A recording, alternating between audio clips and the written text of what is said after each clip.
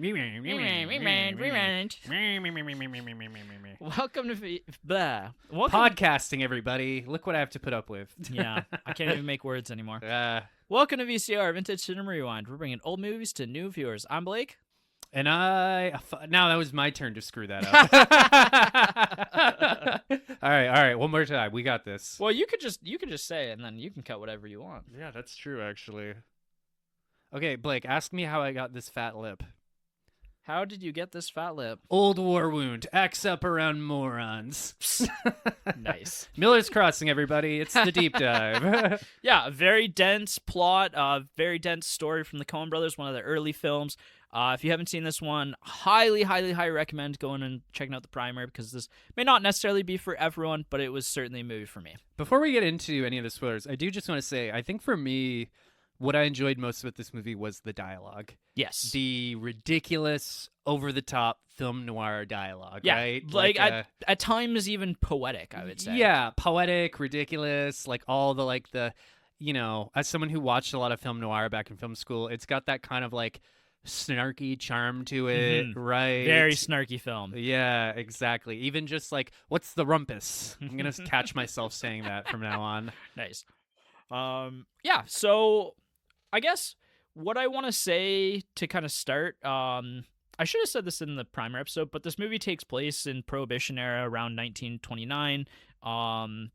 There's not necessarily like a clear defined time, but it's that more of that general period. I guess so, right? Like at first I was kind of like, oh, it's like the 40s. And then they mentioned like Prohibition, and I'm like, oh, it's not even the 40s. We're not even fighting Nazis yet. Yeah. Yeah. And this movie opens up with essentially a very like heavy nod towards The Godfather, with you know, the Don essentially being propositioned by in this case one of the other mafia leaders of this unnamed city.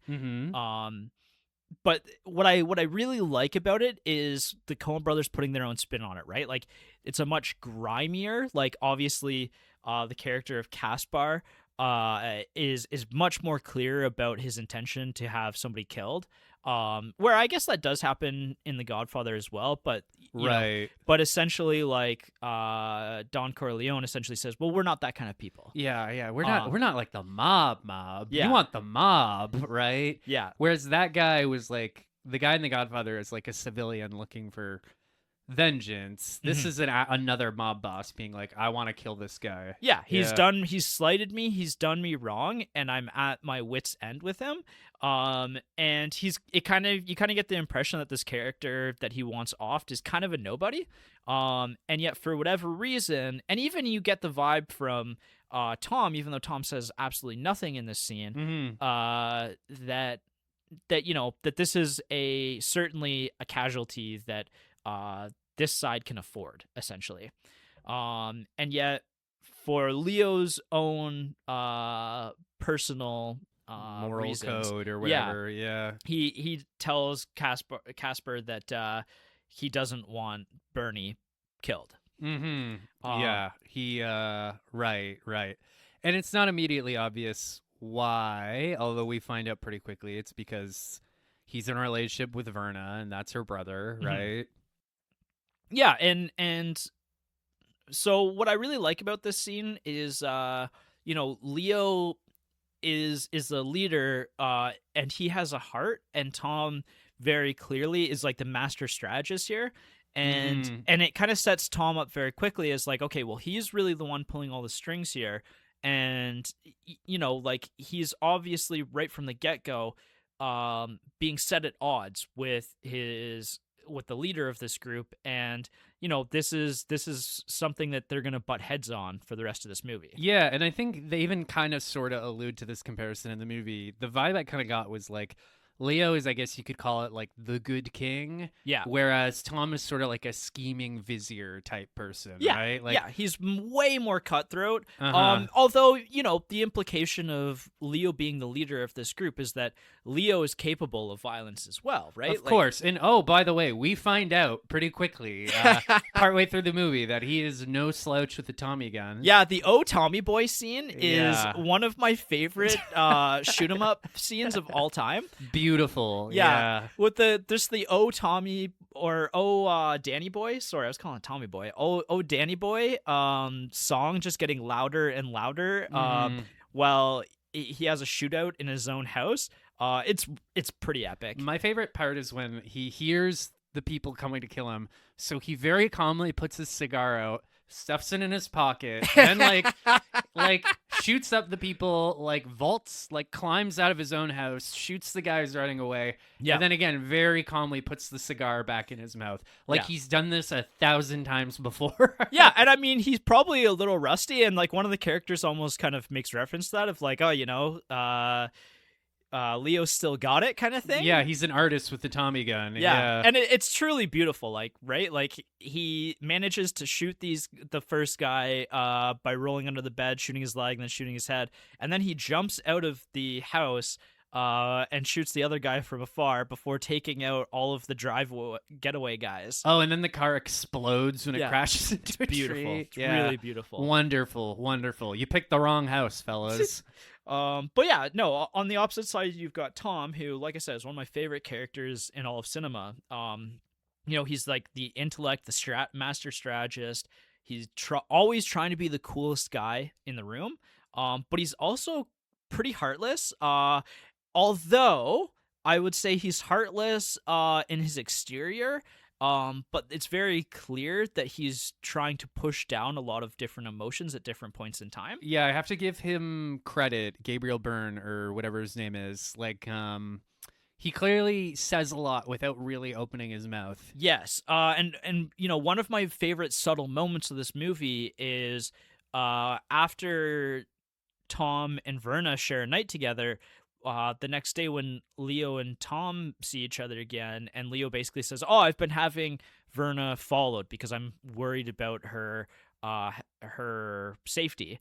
And there's a very, very you could blink and miss it, but you can see that in Tom's face, he kind of does a bit of a gulp, and there's just a momentary thing that he does with his eyes that you tell that this character is suddenly in an uncharted territory. Yeah, one thing I will say is that, you know, I'm going to push back just a little bit on Tom being a master strategist.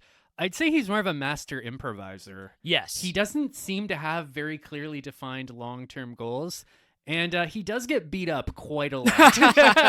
Yeah. One of my favorite, I was scrolling Letterboxd today, and actually, just give me one sec. I want to credit the person who said it because it really made me laugh. Yeah, while you're bringing that up, though, like I think that strategy and improvisation are actually go a lot more hand in hand than you think. Like to be a master strategist, you have to be able to think on the fly and be able to pivot very quickly. Yeah. So, okay, this Letterboxd review I mentioned, this was left on the 5th, so 2 days ago as of this recording, by Cora, I'm just going to spell it, Korakeieur. And 4 stars, this is a review. I'm starting to think this guy just likes getting beaten the fuck up. And he's real good at it. A real champ. Yeah, I think somebody did a count. He gets beat up like 6 to 12 times in this movie. It felt like every 10 minutes he's getting beat up. I think that's also slightly like a film noir convention. It seems to me that like film noir or like pulp heroes get subjected to a lot of violence. It just kind of goes with the genre. But yep. There's a very funny moment where like the bookies find him and beat the crap out of him because he owes all this money in back gambling debts. But like they're like, hey, you know, I forget what the loan shark's name is. Like, hey, you know, he likes you. He told us not to break anything. Right. And he's just like, oh, okay, give him my best. Well, and that's something that comes up multiple times, right? Is like these characters are kind of okay with the beatings that they get because it's part of the job. Kinda, yeah. And that's maybe why it's so funny when Tom is being job interviewed by Caspar in the back room of Caspar's bar, right? Mm-hmm. And the big guy, what's the big guy's name again in this movie? I forget, but that guy has apparently been in like 250 movies and TV shows. Wow. Yeah, even The Young and the Restless, like it's Frankie. So when everybody leaves, when Tom turns down Caspar's job offer, Frankie is left to beat him up for not accepting it, and he hits Frankie with the chair, and Frankie's like genuinely upset. That was maybe my favorite moment in the movie. Like, he picks up the chair and hits him with it, like, very smoothly. Yeah. And Frankie, who, by the way, is like this giant of a man, Yeah. right? He just looks at his bleeding nose, and he looks genuinely hurt. Yeah. Then he runs off and comes back with Tic Tac, and then they beat him up. Yeah, which Tic Tac, also one of the great nicknames for a character in the movie. Tic Tac. Yeah, very, very good. But yeah, no, Frankie's like genuinely upset because Tom kind of does a faux pas, right? Like, he's supposed to take a beating there. And Frankie is not supposed to be the one getting injured in this. Yeah. And so it's like a betrayal of Frankie's trust almost. He's like, what the heck, man? Yeah, like, superb acting, just how like genuinely hurt that guy looked. Yeah. But yeah. But yeah, no, and one of the other quotes that I really love about this is from Verna. And she kind of, I think Verna's probably the closest to understanding Tom in this entire movie, right? And she says to Tom at some point, "You always take the long way around to get what you want." Mm-hmm. And that's very true, and I think that speaks to Tom's fatal flaw, right? Is Tom is a bit of a degenerate gambler, and, you know, as a strategist as well, you're probably always assessing probabilities, right? Same thing with gambling. Mm-hmm. But the thing about probabilities is you can have a 90% chance of victory and fail what feels like 100% of the time. Because over a very long period of time, yes, those probabilities matter, but in the short term, you can get screwed pretty hard. Yeah. And Tom, and it's brought up very early on that Tom's having a bit of a rough streak right now. And that's kind of what Tom's going through right now.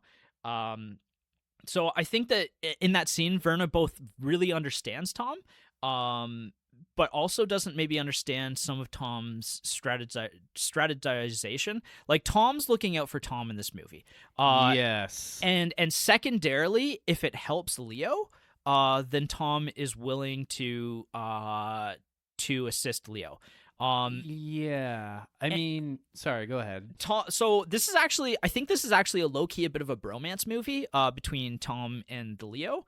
And really, it's very subtle, but Tom obviously cares very deeply for Leo. Yeah, I was almost kind of getting like mentor protege, almost like father-son vibes between the two of them. Right. I mean, there's a bit of an age gap between the two. I think Leo's like, his actor was in his 50s or something when he shot this movie. Mm-hmm. Tom looks like he's still in his 30s. But yeah, it's sort of, when the final scene is Bernie's funeral, and that's when Leo turns around and very, I thought plaintively, just says, like, look, you know, I don't care what happened between you and Verna. Like, you know, you guys are young, whatever. Like, come back and work for me and we can make it like it was. Right.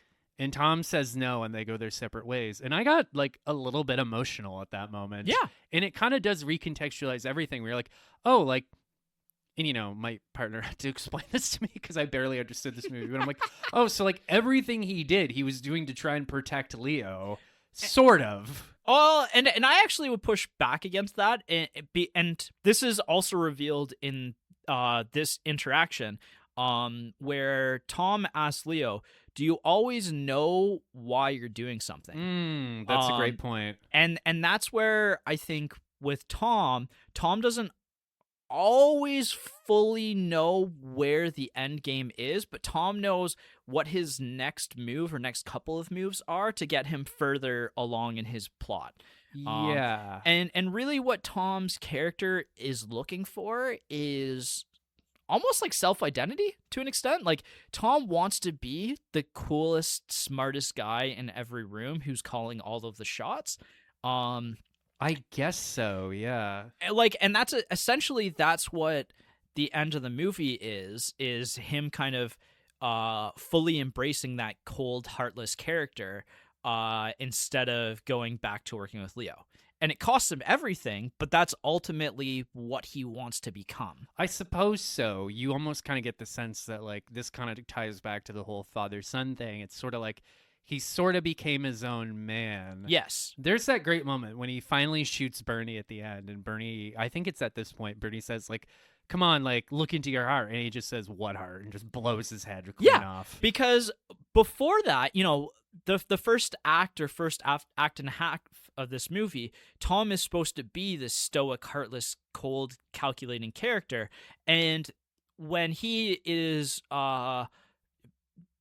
presented with having to murder Bernie, we finally see what's actually underneath the shell of Tom. And he very clearly does not want to do it. Yeah, he's not a murderer. He's slightly out of place in this role because he's never the one who has to hold the gun, right? Yeah. He's the one who has to call the shots. And, when you have to hold the gun for the first time, like, it's kind of a do or die situation, and Tom wasn't able to and Tom wasn't able to execute there. Pun intended. And quite frankly, in another movie, that act of mercy would have redeemed him. Yeah. But in this movie, it just bites him in the ass. Yeah. And with one of, like, Bernie as a character is, again, one of the, I think, probably my third favorite character in this movie. Yes. Because Bernie is one of the most, like, dirty worms that I've ever seen on screen. He certainly is a worm, isn't he? Yeah. No, he's completely spineless. He will do whatever it takes to further his own goals, including murdering his lover, Mink. Yeah. Wait, is that how Mink died? Yes. Bernie was the one who killed him. Oh, and that's the corpse they found later on. See, this is why this movie benefits from a repeat viewing. Yes, or discussion. Maybe we should talk about the homosexual undertones of this movie. Sure. Because they went right over my head. Well, it's very clear, like, and Tom identifies it. And there's a lot going on in this scene when Mink and Tom are having a conversation, and I think it's at this point still that you're trying to, like, really find your bearings in this movie. See, yeah, like, looking back on that scene now, I get it, because there's kind of a moment where Tom's like, oh, I hear you've been hanging out with Bernie, and he's like, wow, we're friends, amigos, like, a guy can't have more than one friend, and I'm like, now with everything I know, I'm like, oh, right, like, this is like the 30s, right? Like, what it almost kind of made me wonder. I'm like, what did gay people do in this time period? Like, they would have had to be, like, deep in the closet, or rather, like, very clandestine about what they were doing. Yes and no. Like, it's certainly it's like common knowledge, but not publicly known, if that makes sense to you. Don't ask, don't tell. Yeah. It's kind of, I feel like it's definitely more of that nature, this relationship of, like, it's kind of an open secret, but it's still a secret, so we have to deny it. Right, exactly. But yeah, no, Bernie, it's wild how Bernie uses that situation, and this is when Tom is, I think, actually questioning his whole identity because he can't kill Bernie, and that's, he thinks of himself as this cold-hearted killer, but he's really just a strategist and an improviser, and this is when Bernie comes to him and says, yeah, like, I thought about leaving, but I realized that, you and I are in this together now. Yeah. And you are now my benefactor, or I am your benefactor, and I need you to actually clean this all up for me, or else you're in just as deep a trouble as I am. Yeah, he's like, you got like 2 days to wrap this up, or else I'm going to start eating at restaurants. And I was kind of like, imagine the freaking audacity, right? Yeah. Like, oh, now this guy, well, he, to his credit, I guess, during his big spiel when he's trying to convince Tom to spare him, he's all like, hey, come on, I'm always looking for the angle. I'm just playing the angles, right. Yep. Like, in some ways, he's just as much an improviser and a gambler as Tom is. But, yeah. And then apparently the Dane is also gay. Well, I think that's implied, and I don't actually know that the Dane's gay. I think that it's implied to mess with Caspar, but that him and Mink may have a relationship as well, because the Dane is always looking out for Mink. Well, there's a big song and dance, isn't there, about how, like, oh, the Mink is his boy, and like, right. So yeah, I think that one's maybe a little bit more ambiguous. Yeah, and, like, don't get me wrong, like, I actually perhaps this was like, I actually liked how subtle it was, and I'm a little embarrassed it went so over my head, but like I do I almost feel like if this movie were made today, it would be much more like overt and in your face a little bit more. But I did kind of like just that sort of. Well, there's also that great moment where Bernie's talking to Tom, and he says something about how his sister tried to like indoctrinate him into sexuality, and then he's just like, "Oh, imagine that, my own sister." And at first, I'm like, "Oh, is this like a Targaryen thing? What are you talking about?" And then, with all that in mind, you're like, "Oh, like she was just encouraging him to be hetero, Yeah, as opposed to who he is." right. Ah, Yeah, and I mean, so there's definitely instances of Tom's, true character that he's trying to push down, being revealed in this. I think the other one is Tom's last attempt to talk sense to Leo, and Tom takes the gambling risk of saying to Leo that, hey, you shouldn't trust Verna because I'm sleeping with her. Yeah. And Leo and Tom actually puts Leo ahead of himself here because, he doubly is ratting himself out, but also trying to get Leo to see that, hey, you know what? Like this situation is really not worth your time. Yeah. And the long-term business prospects of aligning with Caspar or letting him kill Bernie are more important than your relationship with Verna. Right. And I think the way Leo responds is my favorite part of the movie. Like Tom leaves kind of in a huff, walks down the hallway, which is stuffed with goons, only for Leo to catch up with him and just beat the crap out of him, right? Like rolling up his sleeves, like, et cetera, et cetera. At one point, he gets knocked into like a woman's bosom and she like bonks him over really the head. funny, yeah. Very, very funny. So, ay. That gamble maybe did not pay off as well as you might have liked, but hey, everybody's still alive at the end, so maybe it did. Yeah, so I feel like with Tom, like he's not always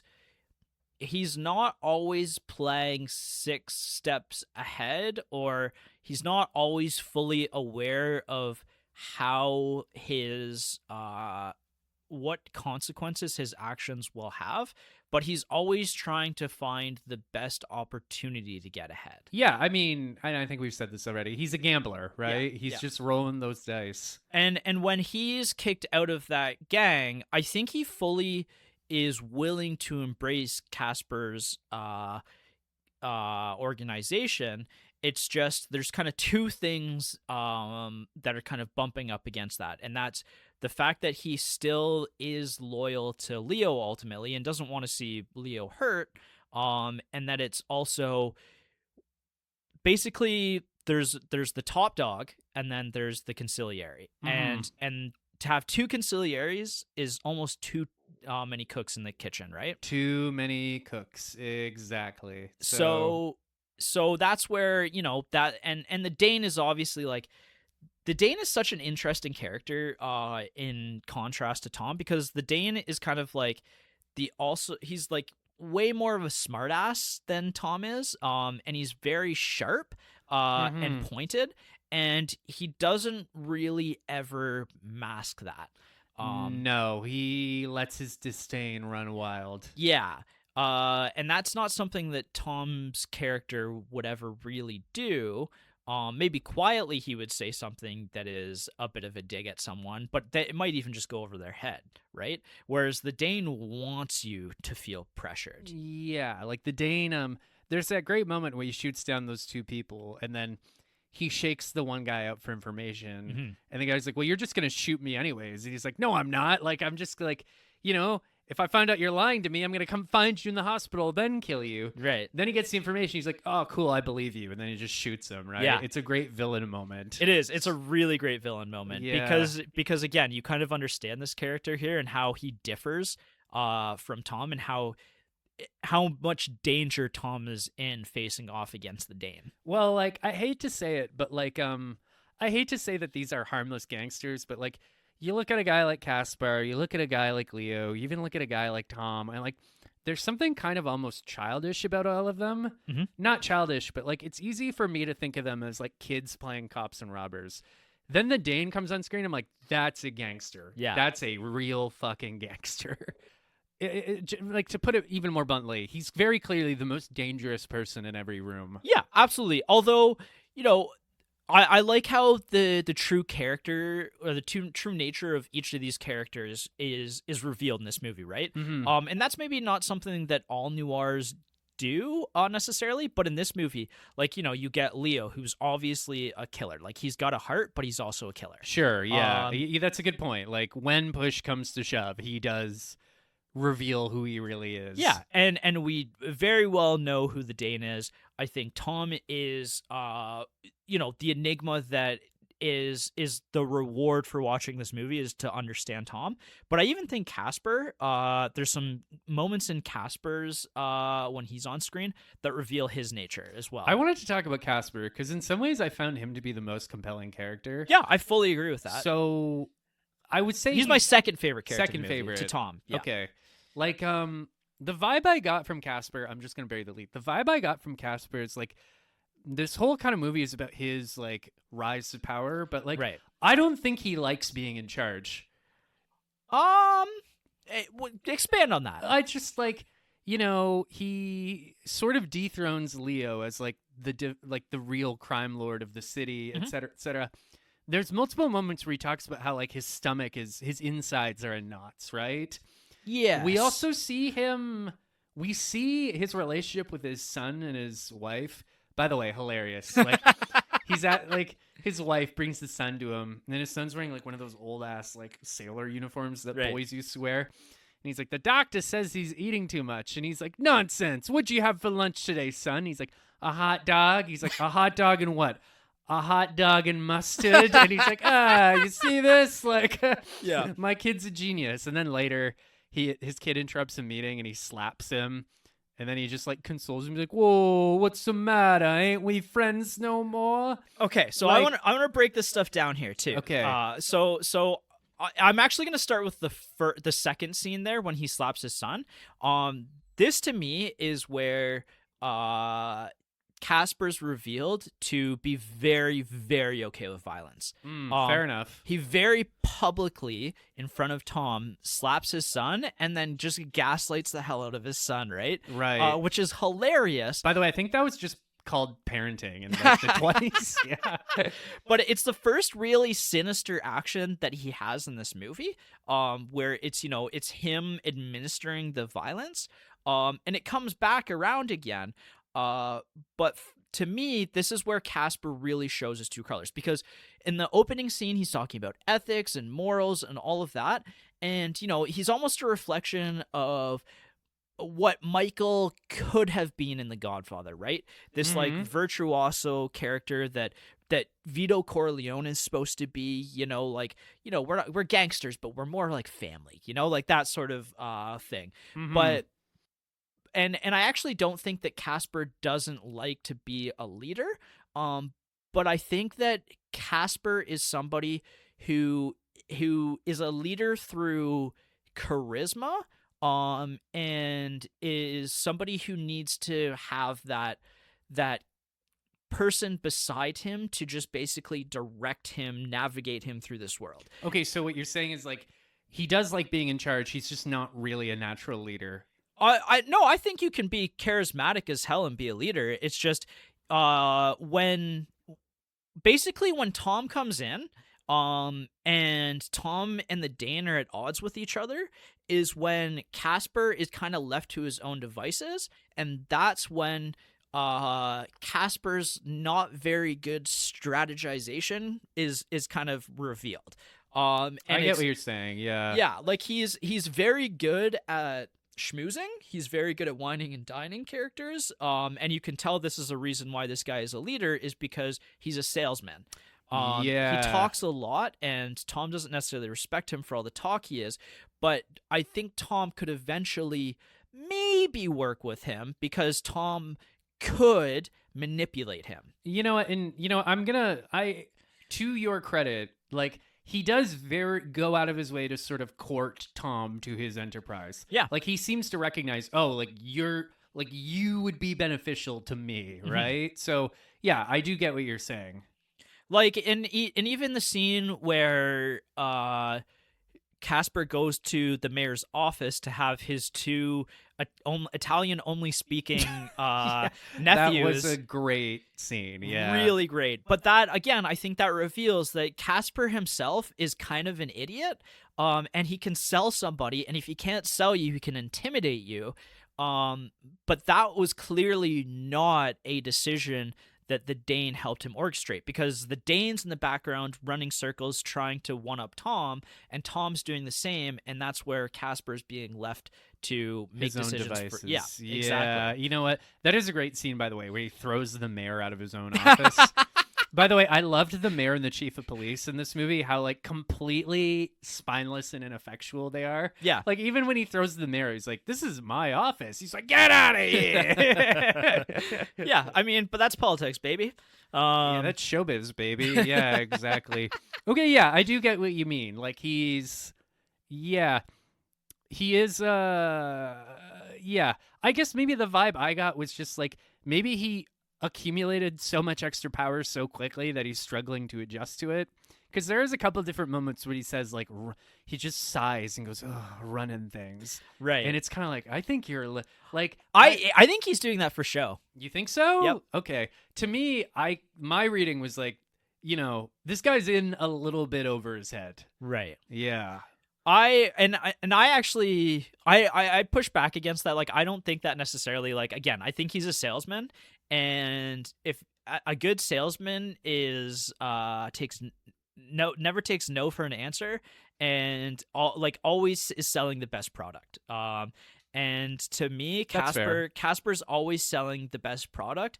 It's just how he sells it. Like, you know, when I think he's trying to court Tom in a sense where he's saying, you know, like, if only I had somebody here who was able to make all these fun decisions for me, kind of thing. Kinda, yeah. And yeah, you do see he's sort of a manager in the sense that, like, he's like, okay, I need guys like Tom and the Dane around who will sort of like do my dirty work for me and steer my ship. Yeah. So yeah, I mean, Tom's relationship with him I find pretty interesting in that, and I don't know if I fully formed where I'm at with Tom's long-term plans with Caspar. I think, you know, like, Tom's thrown out of Leo's circle, and maybe Tom sees a way to get back into that, although I feel like it's pretty late in the film where he kind of comes to that conclusion. But even like after he's been thrown out, he's basically that's when he's scooped up by Caspar and given a job offer, and he turns him down, right? Yeah. I think that happened before, though.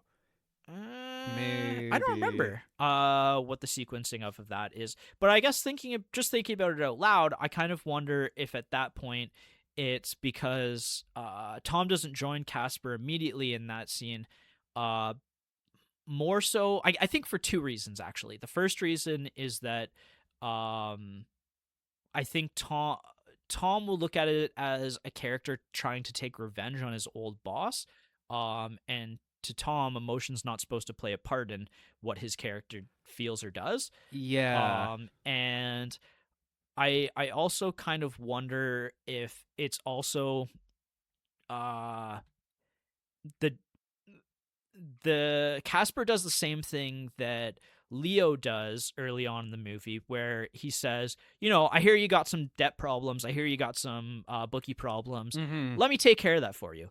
And that's right. That does happen. And Tom is a character whose own agency is extraordinarily important to him, right? I suppose, yeah. He cuts him a check on the spot, right? Yeah, and I think that's actually, for Tom, that's actually a slight of like, you probably can't get out of this yourself, so here, let me take care of it for you. Yeah, and I think, you know what, to be honest, and I hope I'm not being too down on this movie, but this is where I kind of struggle with this movie a little bit, at least on this first viewing, is like, you know, it's this question, and you know what, it's fair if this movie wants to leave it intentionally ambiguous, but it's like, what is Tom's real end goal? Because there's parts of this movie where I'm like, does he even really have an end goal, or is he just like, you know, is he just like this animal who just like goes from one meal to the next? I kind of think that's what it is. Yeah, because like in the end, I think Tom actually kind of hates himself. Well, you know, like, yeah, I mean, like, it's like, okay, what is it? Like, is he just kind of this guy who's just this degenerate who schmoozes around, or is it all for Leo? In the movie, or the ending sort of seems to imply that this was all for his best bud Leo. But then at the end, he still like sort of turns Leo down, where he's like, "I don't want to come back." I didn't ask for that, and I don't want it. Yeah, and Leo just sort of walks off in a huff, right? Yeah. So, but again, I kind of wonder if that's also maybe baked into what I was saying earlier about Tom, in that he doesn't want help. He wants his brains and his strategy, his improvisation. He wants that to be what comes to the top. And for him, he feels like Leo's redemption under Leo is unjustified, and part of it might be because while Tom clearly cares about Leo, that's in conflict with a lot of what Tom is doing for a large part of this movie. Like, I genuinely think that if Tom wanted to be a caring person, then you could look at this movie as Tom's redemption with Leo, and that this grand scheme, this grand plot of Tom getting in with Caspar and then eventually betraying Caspar becomes this redemption arc under Leo, and these two become buddies again. But Tom doesn't want that. Tom wants to be the cold, calculated guy running the show. And again, Leo offers him redemption, and he doesn't want to take it because that's not really what he was trying to do, even though it was maybe under the surface what he was trying to do. Yeah, like it's we jokingly were talking about Barry Lyndon earlier, and it's sort of like that, in that, like, the main character's motivations are so vague sometimes that it just leaves you. It does add a little bit of mystery, although I seem to vibe more with Barry Lyndon than I did with this. Yeah, that's fair. Yeah. I mean, Barry Lyndon's a classic in its own right. For sure. It's almost like comparing apples to oranges. Yeah. I guess, and I'm not jumping ahead here, but I guess to me personally, at least on this first go around, I would have liked maybe just a little more from Tom. There's an interesting moment where he's talking to Verna, and he's like, "I had a dream once, wind came up, blew my hat off." And she's like, "Did you chase after it?" He's like, "No, nothing more stupid than a guy chasing after his own hat," which is a really funny moment. And I almost kind of thought about that at the end, where it's like, this is Leo being like, "Here, you can have your hat back and come work for me." And he's just like, "No, I don't want it." Well, okay, well, let's talk about that, because actually I think, the hat's clearly one of the most important symbols of this movie. You're giving me the high hat. Yeah. So what's your interpretation of the hat? I don't know. I think it varies. Like, obviously, like, this is it's a fashion statement in this, like, the Prohibition era America. Caspar's always talking about the high hat, which means like you're being condescending to me, or you're looking down on me and your high horse. And Tom, I don't know. I'm not totally sure, to be honest. You might. How did you interpret it? Well, and this kind of maybe goes back to Le Samurai with Jean-Pierre Melville. And the hat is a very important element of that movie. And, so seeing both of them and being able to kind of compare the two together, I think the hat's a symbol of control. Potentially. And so when Tom has his hat, he's in control. He's, the cynic, the do whatever it takes to get ahead. Mm-hmm. And when Tom's lost his hat, he's lost control. Like there's just other kind of factors that have, uncontrollable things that he can't account for, that he can't factor in. And so that's when, he's at his most vulnerable is when doesn't have his hat. Yeah, and I guess, like, even looking at, like, the poster of the movie, when he's looming over Bernie about to shoot him, he's wearing his hat, and Bernie's hatless, you might say. So I guess maybe for me, and I'm just sort of articulating this now, the hat's almost become like a symbol of identity almost. Right. So, yeah. I mean, obviously it means something because it's a Coen Brothers movie. They're very deliberate. Even the whole idea of, like, like, speaking as I myself, you don't have a character mention a dream, and the dream means nothing. You know what I mean? Right. It usually means something. Right. So yeah, I don't know. It's interesting. I think maybe part of the dream is to lose control is death, essentially. And so why chase after the hat if you can never lose the hat at all? I guess so, yeah. And so I almost wonder if the reason why part of the reason why Tom chooses not to go back to Leo is because he's recognized that Leo leads by emotion. And there's a limit to how much Tom can control and advise with that. Suppose so. There's also the fact that by this point now, Verna and Leo are right engaged, which is interesting to me because it seemed to me that Verna was only really fooling around with Leo to get protection for her brother. But and that's what Tom's read was. Right, but apparently he was wrong because now Bernie's dead, but she's still with him. Mm-hmm. Although she does steal the car and leave them stranded. So, like, yeah, and who knows how happy this marriage is going to be. Well, and she's called a grifter in this movie, and I don't actually disagree with that read. By the way, not to cut you off, but like, remember when grifters were like, prostitutes taking advantage of older men and not like right-wing assholes selling courses online? Right. It was a better time, people. A better time. But yeah, no, I think that what's interesting about Verna is that she's the closest to understanding Tom and what Tom wants to be. Mm-hmm. Because she herself is very alike with Tom, and that's why her and him probably strike up a relationship, is because of their sameness. But she actually, even herself, maybe misses some of the more subtle clues that Tom is capable of having a heart. Yeah, and I guess maybe that's sort of where we arrive at the end of this movie. Does Tom have a heart? Mm-hmm. Or did he wrench it out? Yeah, and I mean, maybe, you could look to him killing Bernie as the death of the old Tom. I suppose. And I mean, this is a good writing trick. You have a character do something, present a character with a situation towards the beginning, then have them react one way, put them in the same situation at the end and have them react the opposite way. That's a great way of showing change.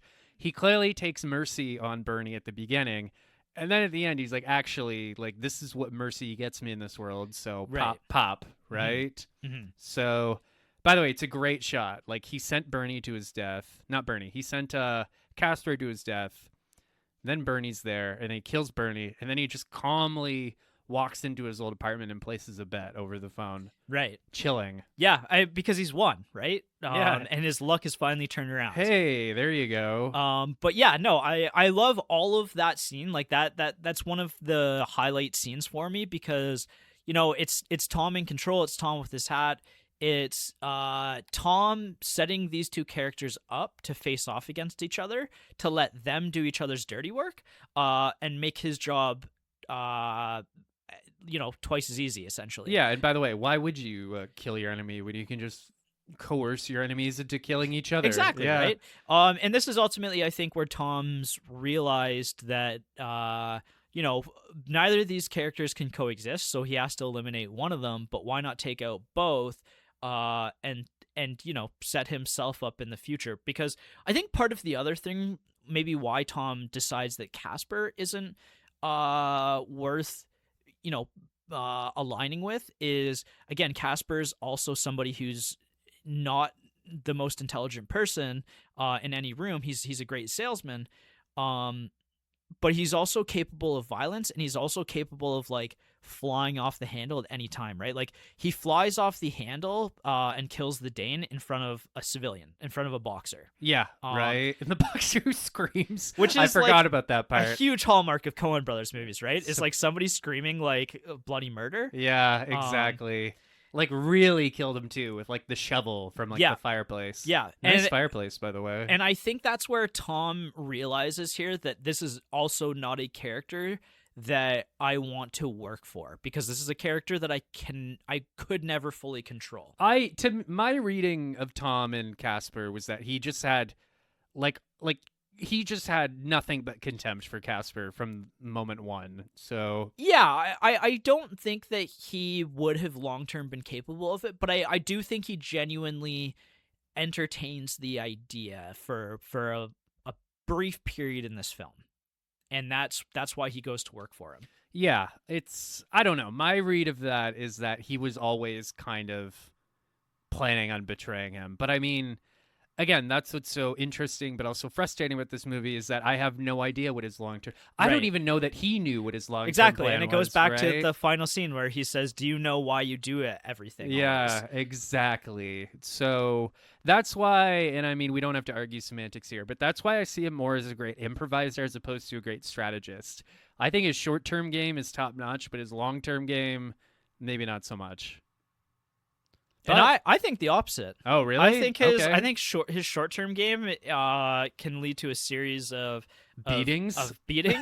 But in the long term, he comes up on top, right? Like, you might be right. You might be right.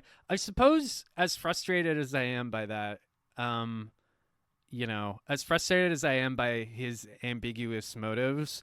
I mean, it is saying something that, like, we've been talking about this asshole for like 45 minutes, just trying to figure out what the hell he wanted. Right. And again, I will say, like, I wasn't bored by this movie. Mm-hmm. I was often confused, but I was never bored.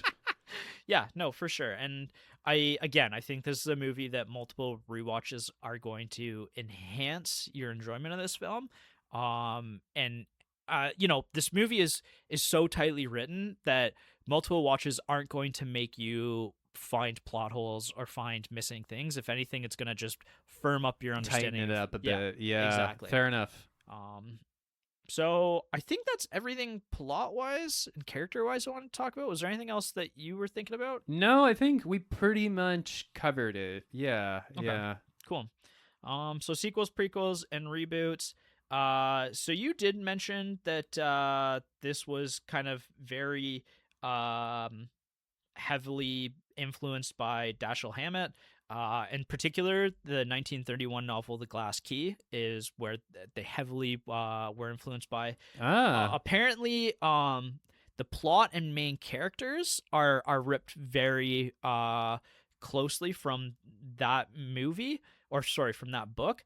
But apparently, like, the movie itself has no direct correlation to, like, the scenes or the characters or even the dialogue.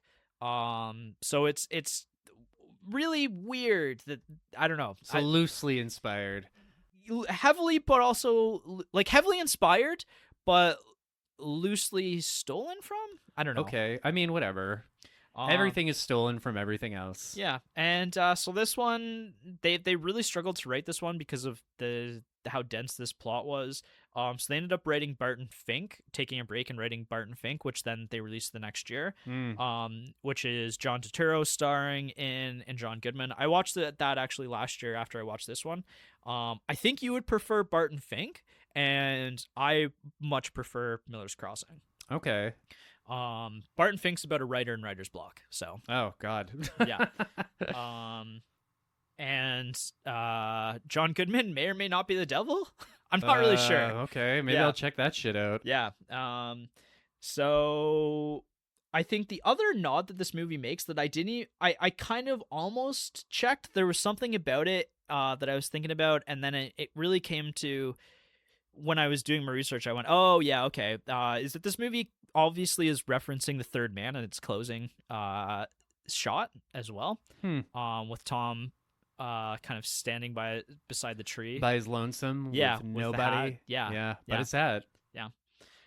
So effects and filming. So the original title of this movie was called The Big Head, which was what the Coen Brothers called Tom, or nicknamed Tom. You know what? To be honest, that is very much I mean, these guys clearly love film noir and, like, old school Pulp Fiction. Like, I could see, like, some old ass, Pulp Fiction story from the 40s called The Big Head. Yeah.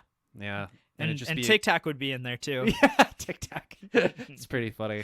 What was your take on? Were you annoyed by the fact that Tic Tac and Frankie didn't go look at the body?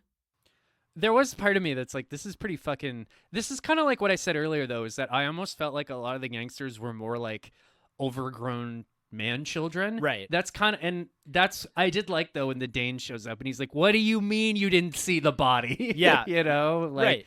I guess, you know, there's a part of me that was like, the writer part of my brain was like, I don't know. But then another part of me is like, these guys are so fucking stupid that like, they probably would have heard the 2 shots and be like, oh, great. Mhm. So, yeah. Actually, the first thing that they even conceived of this was the opening credit roll, which is the hat blowing through the forest. And so I guess I totally forgot about that. There's some real hat symbolism in this movie. huge hat symbol in the. I gotta watch this again and write a fucking paper on this. You should. We're doing it live right now. Oh, great. God, I hope my old film professors don't listen to this. And Yeah. they're like, come on, Michael. Oh, we never mentioned Rug Daniels, the tail, Verna's tail, directly, and how great of a scene it is when Rug has his hair stolen His by a toupee boy and stolen. the dog, Yeah. which is just like that's peak Coen Brothers. Oh, right? yeah. Like, it's so funny, too, because, like, it's a close-up of the kid, then a close-up of the dog, then Yep. a close-up of the dead guy, and then the kid just almost, like, very, like curiously pulls his toupee off, and then him and the dog run away. Yeah. Well, then it's arguably the best line in the movie, too, when Leo's like, yeah, they took his hair.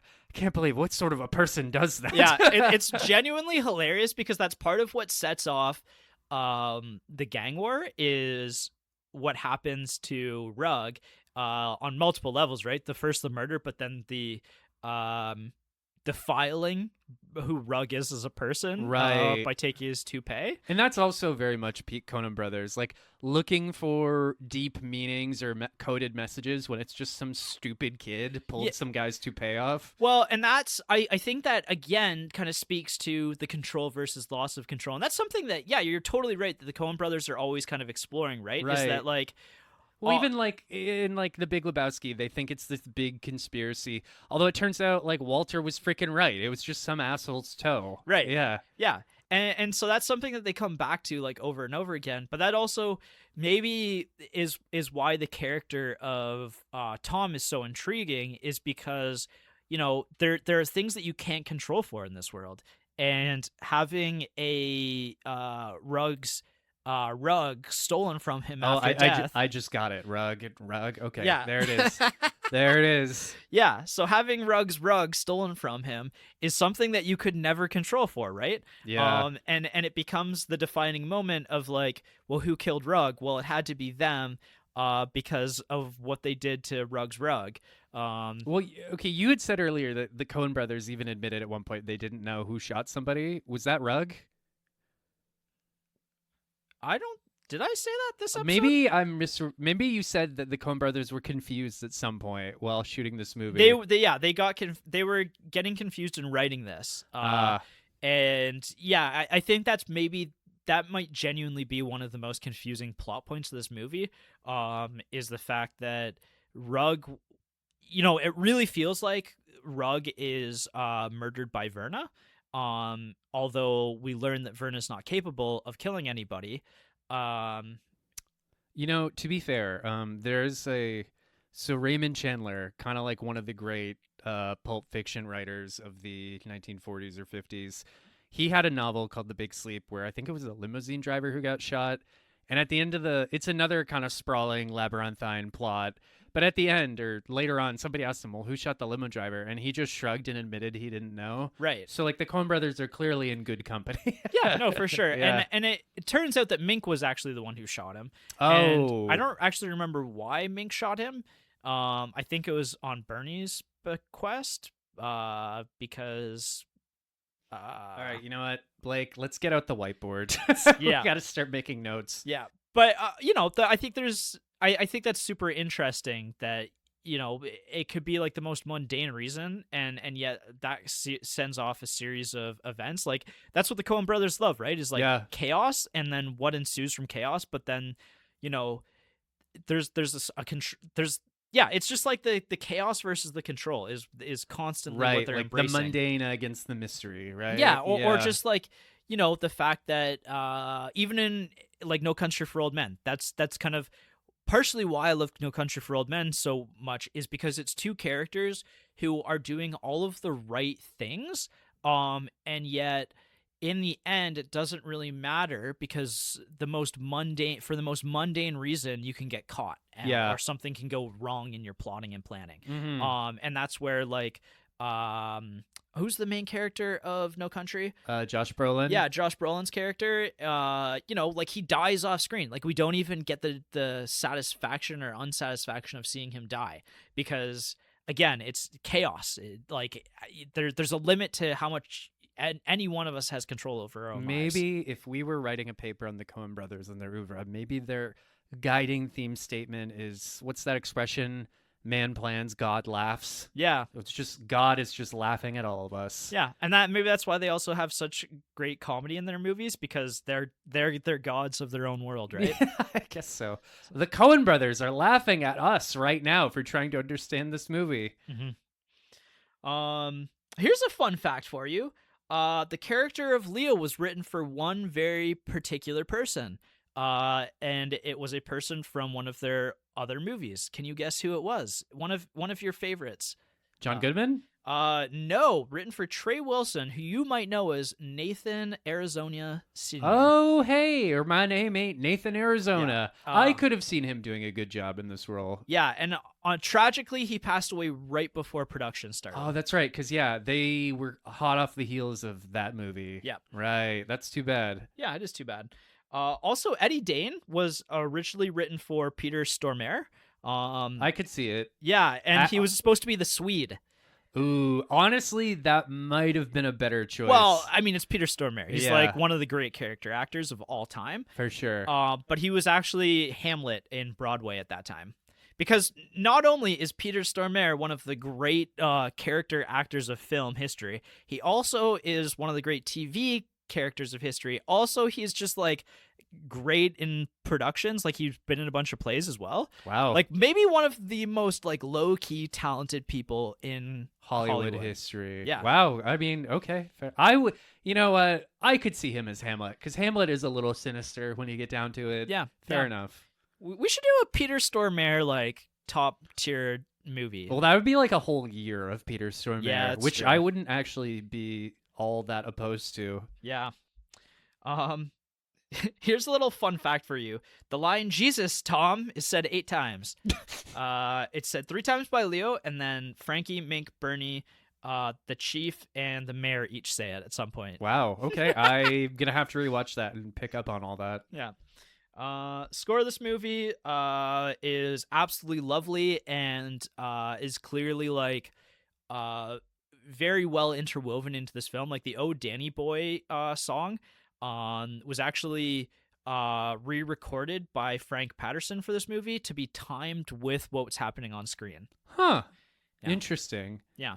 I mean, we got arguably the best scene in the movie, so I feel like I've said that about 3 separate scenes, that it's the best scene in the movie, but hey, there you go. Yeah. So look back at the times.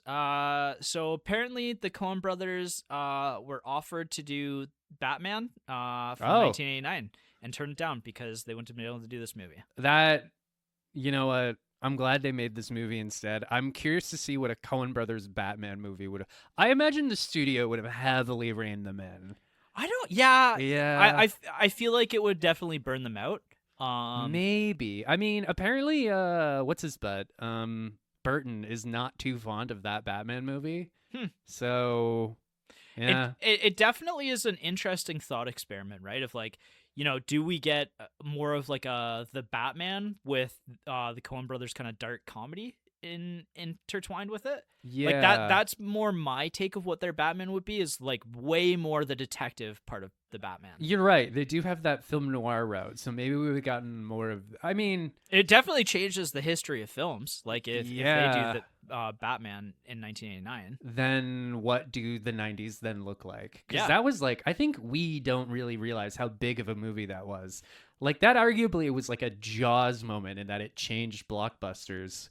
Yeah, I mean, I don't know if it was that big, but it definitely changes maybe how superhero movies are looked at if a pair like the Coen Brothers take it on, right? It was definitely a paradigm shift for the time. Yeah. Yeah. So I don't know. I thought that was super interesting, so I want to talk about that with you. This is also the first collaboration the Coen Brothers have with Steve Buscemi and Don Turturro. Wow, two actors they would never work with again. They really rubbed each other the wrong way. Yeah. Yeah. You know what I find wild about this movie and in its timing in the world is the fact that it came out same year as Goodfellas and The Godfather Part 3. I did just notice that today before doing a tiny bit of research. So this movie apparently bombed just because of such stiff competition. Well, and I think, you know, like at this point in history, like The Godfather is, you know, considered one of the great movies series of all time. So when the third one comes out, definitely overshadowed. And then Goodfellas as well, you know, famously didn't win the Oscar that year, but is considered like the best movie of that year. And I'm not going to argue that. Arguably like one of the best movies of the 90s, period. Yeah, I mean, it's in my top 10. Like, and I'm not going to argue that I like this movie more than Goodfellas. No, it's not even really close. Well, no, I genuinely think I do like this movie. It's just, it's hard to compete with freaking Goodfellas. Yeah. You know, for as long as I can remember, I've wanted to be a gangster. Yeah, like, one of the great movie openings. Yeah. I like the part where they're all on cocaine and like looking for helicopters. Mm-hmm. By the way, that's why I've never really been interested in cocaine. It's like I'm already an anxious person. I don't want to look for helicopters for the next 12 hours. Yeah, fair enough. But I digress. So, personal reviews on The Partner Factor. So this is one of my favorite Coen Brothers films at this point, especially on the second watch. It went even higher. Like, I had seen this movie by the time that we did our podcast, and I thought it was great, but I couldn't quite I didn't get my arms around it fully on that first watch. So yeah. I don't think maybe I did put it in my top 100, but like way down on the list. I don't think so, you though. did. I don't remember you mentioning No, because it. I had 3 Coen Brothers movies, which was my leading 4 film makers on my top 100 list. But I actually think that this goes higher than Fargo for me, and it's a real debate about whether I like this or No Country for Old Men. It's tough. I haven't seen as many Coen Brothers as I should have, and there's a couple that I think I need to see again, like quite famously. I mean, famous to me. Like, I put Raising Arizona at my number 2 spot, but then I watched it again over the holidays. I'm like, oh, this is probably not even in my top 30. I just had such a good time watching it that first time with my buddy. Right. Which, you know, that's not nothing. That obviously factored into my decisions. Yep. But I don't know that this would have cracked my top 100, but like I think I'm where you are right now. I'm still kind of trying to get my arms around it. Yeah. So I'm trying to bring it in for a hug. So if you visually didn't see that at home like I just did. Yeah, exactly. It was horrifying. You're welcome. Michael going in for physical affection. That being said, Sarah loved this movie. Really? She really, really liked it. I want to point out, I asked her today when we were having lunch before I came over here. I'm like, Blake's going to want to know what you thought. So what did you think? And she said, I really, really liked it. So she said really twice. Wow. So there you go. You're right. Her and I do have the same taste in movies. Kinda. It's very eerie. So yeah, this one is, you know, I actually think this is a neo-noir masterpiece. I love this genre, and I don't probably watch it as much as I should or could. And yet every time I find one of these, I hold it very closely. Yeah, absolutely. I mean, it's definitely, you know, I mean, film noir is almost kind of like it's almost kind of a vintage genre at this point. We don't get a lot of it. I mean, we get like sprinkles of it here and there, but like, no, you could definitely do a lot worse. Yeah, agreed. Yeah, and Jess didn't really watch this one with me. She's not a huge gangster movie person or a neo-noir person. It's not her vibe. She doesn't like dark brooding movies, and this is a dark brooding kind of movie. Sort of. It's also very funny. It's also wildly funny. Yeah. So. Oh, did somebody hit you? Oh, we not friends no more. Hilarious. I think that's just Italian parenting in a nutshell. But that's awesome. Yeah. So yeah, I'm really glad that we did this one because I've been thinking about it pretty much since I watched it about a year ago and had been wanting to rewatch it. It definitely, yeah. There's a lot to talk about with this one. Yeah, but I mean that's what you get with the Coen Brothers, right? Yeah. Even their worst movie is still worth talking about. Yeah, I mean, them together, like, they haven't done a movie together in a little while now. It's like they've done movies separately, haven't they? Yes, the two of them are doing a lot. Like, I can't remember if it's Joel or Ethan has been doing one with his partner lately. They've been doing a series, and they haven't been as widely recognized as the Coen Brothers. It's got to be tough when like, you're kind of known as a duo, but then you split off. Yeah, I mean, especially if you've been working on movies for or whatever for so long together, like you definitely rub off on each other. You definitely balance each other out in a way. And to lose that sounding board. It looks like The Ballad of Buster Scruggs is the last movie that they did together, which was 2018, which is a movie that I actually quite liked, and I've seen a few times. That's like 8 years ago. Yeah, which wild. You know what? If they want to hang it up and do their own things like independently, I'm sure as great as it is to probably have like a creative partner that you can really vibe with, it's got to be a little bit frustrating sometimes too, like when you do disagree on stuff. So, I don't know. They have done 20 movies together. Okay. Yeah. So, I mean, that's fair. That's double and then some of what Tarantino's put out in his whole career. So fair enough. So, and I have seen 1, 2, 3, 4, 5, 6, 7, 8, 9, 10 of them. I'm only halfway through my Coen Brothers filmography. I think I've seen 5 of them. I've seen Fargo, this one, Raising Arizona, The Big Lebowski, No Country, True Grit. I did see True Grit, so I've seen 6. Nice. I think that's. You haven't watched The Ballad? No, I haven't seen that one. Oh, I really like that one. Yeah. Burn After Reading, Burn After Reading's a weird movie, because it's basically the entire movie is a setup to a punchline. You've told me about this. I know that's considered one of their more controversial movies. Yeah. Like, I liked it, but I didn't love it, I guess, is where I landed. That's kind of what I've heard about that one. Yeah. Like, it's pretty good, but not great. Yeah. I'd like to watch Inside Llewyn Davis at some point as well. But story for another time. Oh, they've got a movie coming out, or Joel has a movie coming out this year called Jack of Spades. Interesting. Yeah, it's a gothic mystery film. I'm in. Oh, okay, fine. Let's go see it. Yeah, that's my kind of movie. Excuse me. Yeah, I guess that's it for now. Yeah, I guess I'm very distracted. This conversation just kind of petered out, but that's fine. So we will see you next time for an unknown movie. Bye-bye.